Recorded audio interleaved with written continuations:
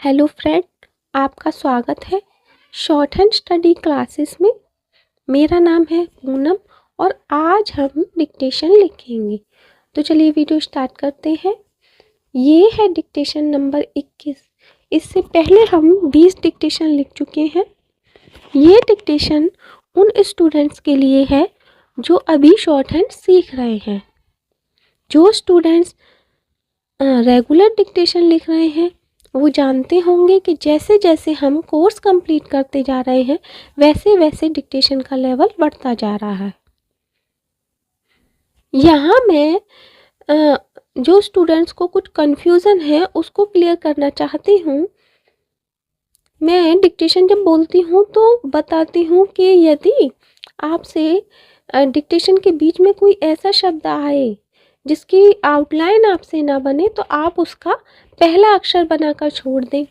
तो क्या हो रहा है कि पहला अक्षर स्टूडेंट्स शॉर्ट हैंड में बनाकर छोड़ दे रहे हैं तो वो कंफ्यूज हो जाते हैं। जैसे मानिए यदि कोई शब्द का से बना है और आपको उसकी आउटलाइन नहीं आ रही और आपने का बनाकर छोड़ दिया तो का शब्द चिन्ह होता है। यदि लाइन के ऊपर बना होगा तो कम का लाइन के नीचे बना होगा क्या। तो इस तरह की कंफ्यूजन हो रही है स्टूडेंट्स को। आपको ऐसा नहीं करना है। आपको क्या करना है कि हिंदी में बनाना है। हिंदी में इस शब्द का पहला अक्षर बनाकर छोड़ना है, क्योंकि इससे आपको पता रहेगा। हिंदी में अलग से बना होगा तो आपको पता होगा कि आपको आया नहीं है उसकी आउटलाइन, इसलिए आपने उसका पहला अक्षर बनाकर छोड़ दिया है। और पहले अक्षर की मैंने इसलिए बोला था कि आप हिंदी बनाते समय उसका अनुवाद करते समय आप उसको पकड़ सकते हैं कि यहाँ पर कौन सा शब्द हो सकता है। क्योंकि मैटर को ध्यान में रख के कोई स्टोरी होती है, कोई मैटर होती है तो इंसान अंदाजा लगा सकता है, इसलिए मैंने आपको ऐसा बोला था। तो चलिए आपका कंफ्यूजन दूर हो गया होगा। अब डिक्टेशन लिखना स्टार्ट करिए। तो चलिए स्टार्ट। पुराने समय की बात है, एक चूहा मस्ती करता हुआ अपने बिल की ओर लौट रहा था कि रास्ते में उसकी नज़र शेर की गुफा पर पड़ी। उसने देखा कि शेर अपनी गुफा में गहरी नींद में सोया हुआ है। अचानक उसके दिमाग में कुछ खुरापात सूझी और वह शेर के ऊपर जा चढ़ा। चूहा यह अच्छी तरह जान चुका था कि शेर बहुत ही गहरी नींद में सोया हुआ है, इसलिए उसने इस बात का फ़ायदा उठाते हुए जोर जोर से उछल कूद करना शुरू कर दिया। चूहे की उछल कूद के कारण शेर की नींद खुल गई।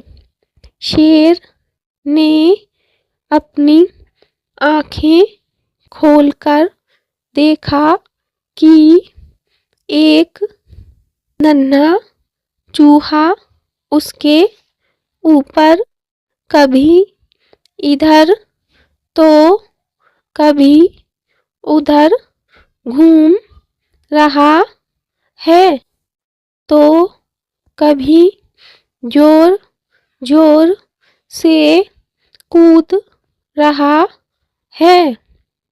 यह सब देखकर शेर को बड़ा गुस्सा आया।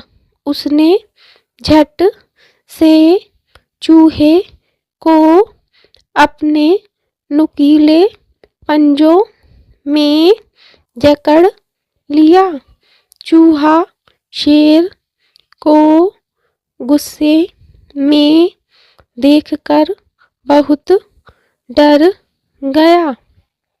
उसे लगा आज तो वह जरूर मारा जाएगा।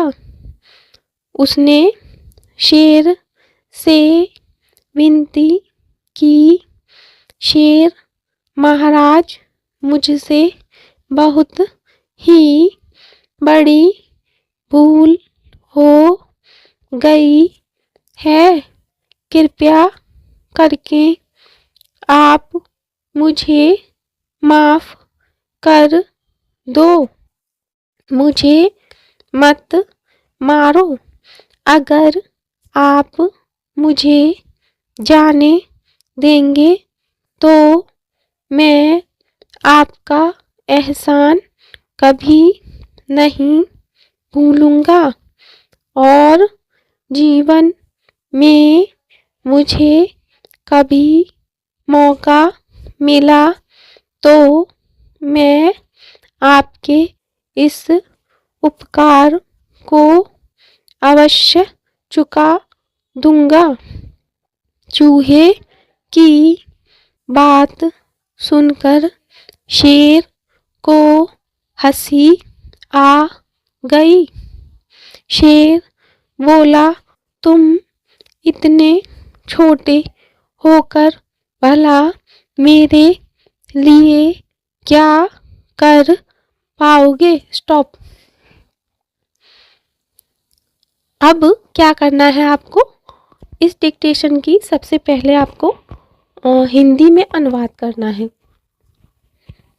पूरा जो आपने लिखा है शॉर्ट हैंड में उसका आपको हिंदी में अनुवाद करना है। हाँ, बता दूं मैं आपको कि इस डिक्टेशन की आउटलाइन मैं स्क्रीन पर लगा दूंगी और हिंदी में भी मैं स्क्रीन पर लगा दूंगी।